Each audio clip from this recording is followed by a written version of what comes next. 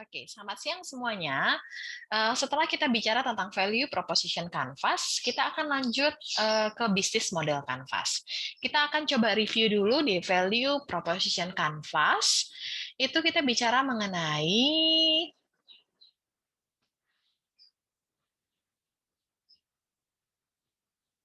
ini dia.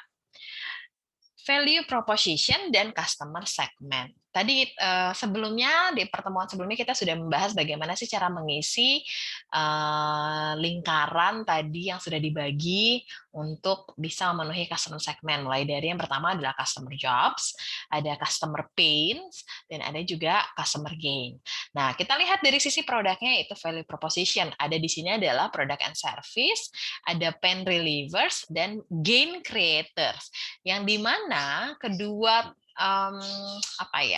hal ini harus beriringan gitu kan. Di sini harus memenuhi di antara dari sisi produk and service yang kita offering, dia harus memenuhi dari sisi customer-nya gitu loh. Dan kemarin kita sudah mengambil contoh dari Airbnb gitu kan, pemetaannya seperti apa. Ini dia. Nah, gitu. Gimana caranya agar dari sisi product and service meet needs and wants dari customer yang sudah kita tentukan tadi. Oke, nah kita akan masuk ke bisnis model Canvas. Bahwa yang tadi kita lihat di sebelumnya itu adalah bisnis model Canvas. Jadi kalau misalnya dilihat bisnis model Canvas ya, udah dilihat bahwa untuk seperti tools atau alat yang bisa dipergunakan bagi individu atau tim yang baru mau memulai bisnis baru ataupun bagi perusahaan yang memang sudah memiliki produk dan service tadi, entah itu jasa, entah itu produk. Nah, jadi bisa mereview kembali, melihat kembali bagaimana posisi dari perusahaan itu tersendiri. Bagaimana sih? Apakah masih tetap seperti kondisi di awal atau misalnya memang sudah berubah? Kita akan melihat dari poin-poin yang ada di tabel ini gitu. Ada key partners gitu loh. Key partners ini apa sih? Mungkin bisa ke mitra ya gitu. Apakah Anda memiliki akses ke mitra yang diperlukan gitu agar model bisnis Anda bisa berhasil? Ada key activities. Kira-kira apa sih apa yang akan Anda buat biar atau apa yang Anda lakukan, aktivitas apa yang Anda lakukan untuk menciptakan nilai gitu. Lalu ada key resources gitu loh. Kira-kira Anda memiliki akses nggak sih ke sumber daya yang diperlukan untuk menciptakan nilai tersebut? Ada value proposition. Value proposition baru saja kemarin kita bahas. Lalu ada lagi customer relationship gitu. Kira-kira Anda berhasil nggak sih untuk bisa mendapatkan customer atau bisa mempertahankan customer Anda yang sudah ada gitu. Channels gitu. Kira-kira melalui channel mana atau saluran mana Anda akan dapat menjangkau pelanggan gitu. Di sebelah kiri bawah ada cost structure. Di sini ada dikatakan bahwa Anda dapat menghasilkan pendapatan lebih banyak dari biaya yang dikeluarkan gitu. Anda harus tahu nih biaya ya, beban biaya cost gitu kan, cost produksi, cost segala macamnya. Lalu revenue. Kira-kira bagaimana Anda akan mendapatkan penghasilan nih atau mendapatkan keuntungan atau pendapatan dari customer gitu. Kita akan membahas dari yang pertama. Di sini kita masih membahas tentang customer segment. Kira-kira siapa yang membayar? Siapa yang akan dilayani? Di sini di customer segment ini bisa juga Anda mengcover untuk atau misalnya Anda bisa melayani atau Anda bisa bisnis model Anda ini bisa untuk beberapa jenis pelanggan atau segmen pelanggan atau bisa juga untuk satu jenis pelanggan. Contohnya di sini customer segment, itu ada tabelnya, ada mass market, ada niche market, ada segmented market, ada diversified, ada multi-site market gitu loh. Apa definisinya? Udah ada di situ. Contohnya apa? Sudah ada di situ. Jadi tinggal memilih aja mau yang mana nih kira-kira segmen pasar yang akan Anda handle gitu atau yang Anda akan menjadi pelanggan dari produk Anda. Lalu ada value proposition. Kira-kira apa sih solusi Anda gitu? Apa sih nilai tambah Anda gitu? Apa sih yang ditawarkan gitu? Apa surprise Anda itu apa gitu misalnya. Di value proposition atau proposisi nilai ini Anda harus bisa mencoba memecahkan masalah-masalah pelanggan gitu dan bisa yang akhirnya Anda bisa memuaskan kebutuhan pelanggan melalui proposisi nilai Anda tersebut.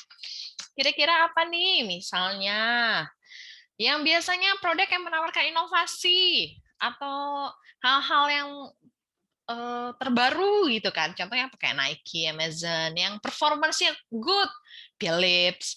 Lalu apa yang khusus dibuat untuk seseorang kayak butik gitu kan. Nah, ini Anda bisa lihat di sini mulai dari yang mudah dipakai, mudah dioperasionalkan, mudah diakses, harganya murah atau dapat dijangkau ke sana. Nah, ini Anda harus memenuhi si definisi ini gitu loh. Dari sisi jenisnya apa nih gitu loh. Dari value Anda yang Anda tawarkan value-nya apa gitu loh. Dari si produk Anda. Ini yang harus Anda dapatkan nih. Gitu.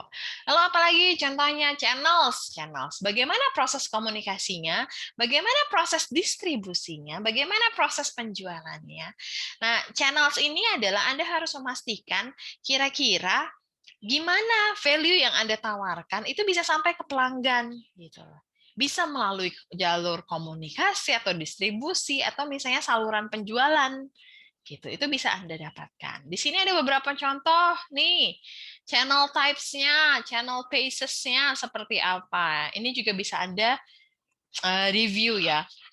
Kalau channels kan sebenarnya kalau dari sisi marketing juga banyak ya, Anda bisa mendapatkan gitu. Kayak kemarin tuh channel saya bisa dari banyak hal gitu loh. Apakah misalnya nih kayak ini yang direct nih, apa indirect gitu kan. Mulai dari web sales atau Salesforce atau misalnya ada partner, ada distributor gitu kan, itu juga bisa Anda pilih.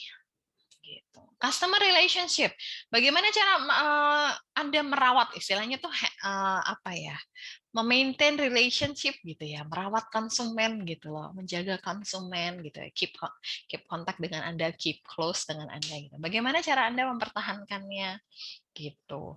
Hubungan pelanggan ini harus di apa ya, dikelola dengan hal yang berbeda-beda ya. Misalnya nih, Anda sudah mengklasifikasi pelanggannya gitu loh. Mungkin akan berbeda cara merawatkan pelanggan yang pertama dengan pelanggan yang kedua gitu loh.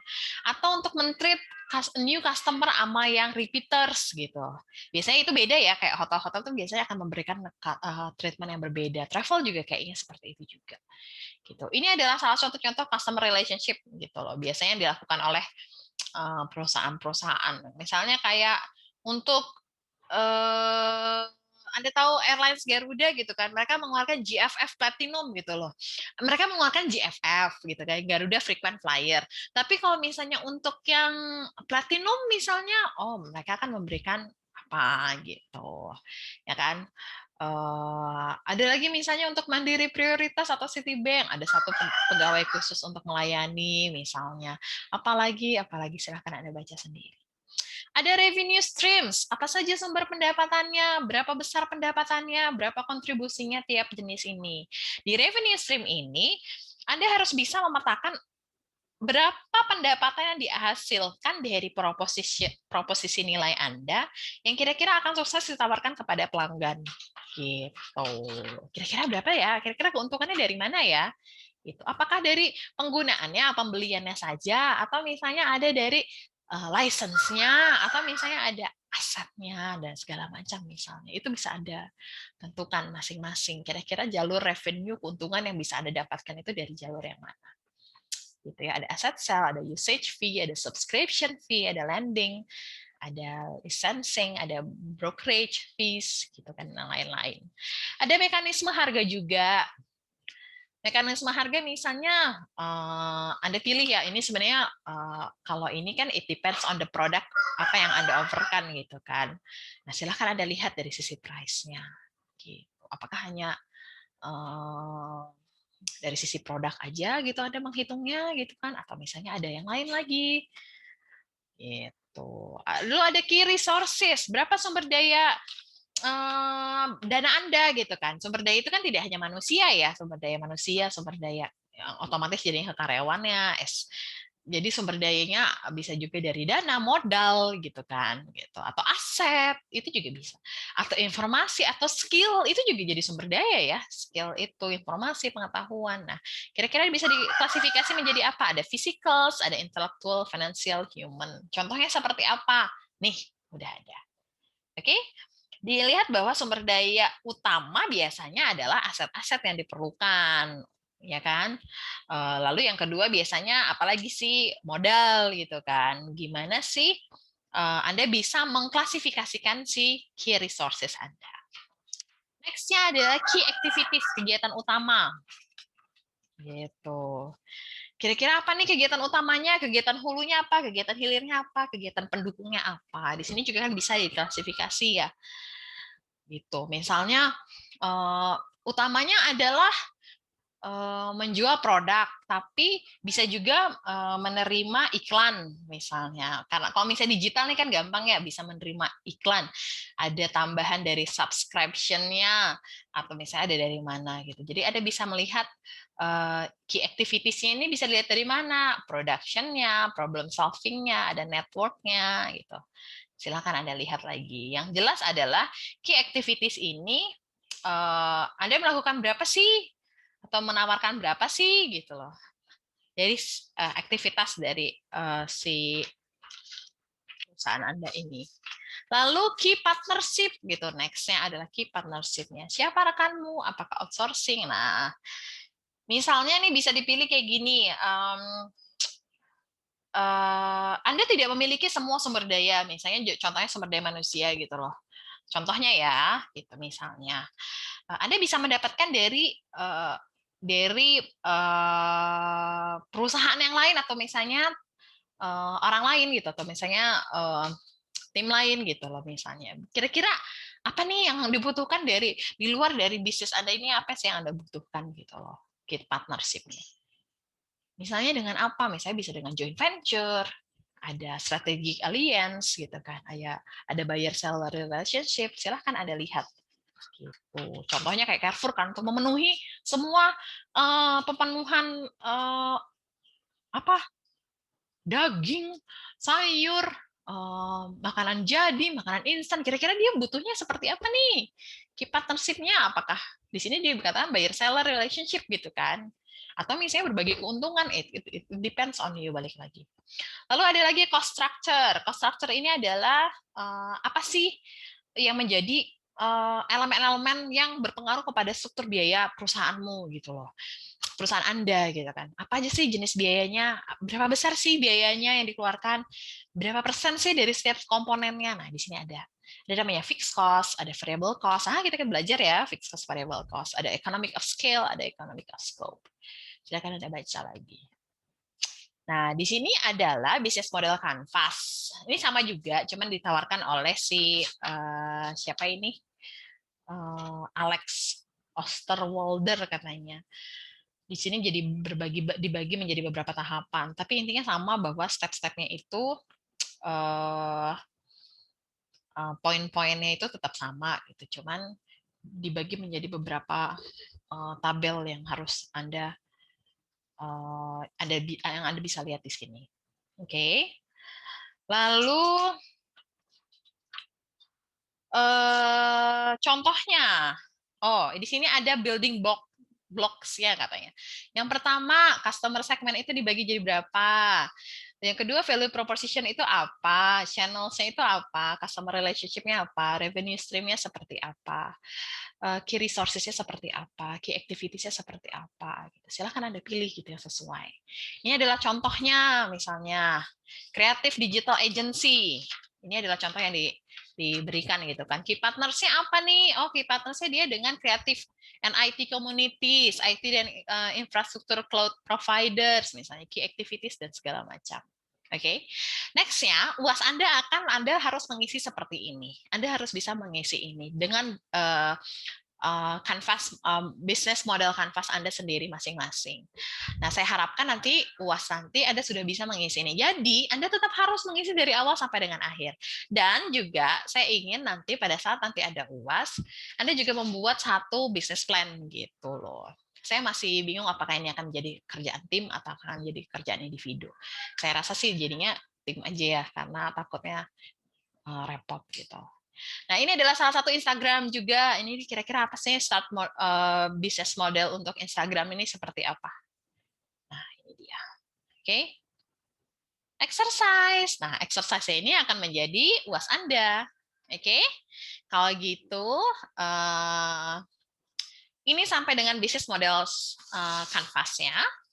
Sudah selesai semuanya. Nanti kita akan bahas di next pertemuannya adalah mengenai bisnis plan. Gitu. Nanti UASnya adalah Anda membuat sebuah business plan dan juga membuat bisnis model kanvas. Oke, terima kasih semuanya. Selamat pagi dan tetap menjaga protokol kesehatan. Thank you.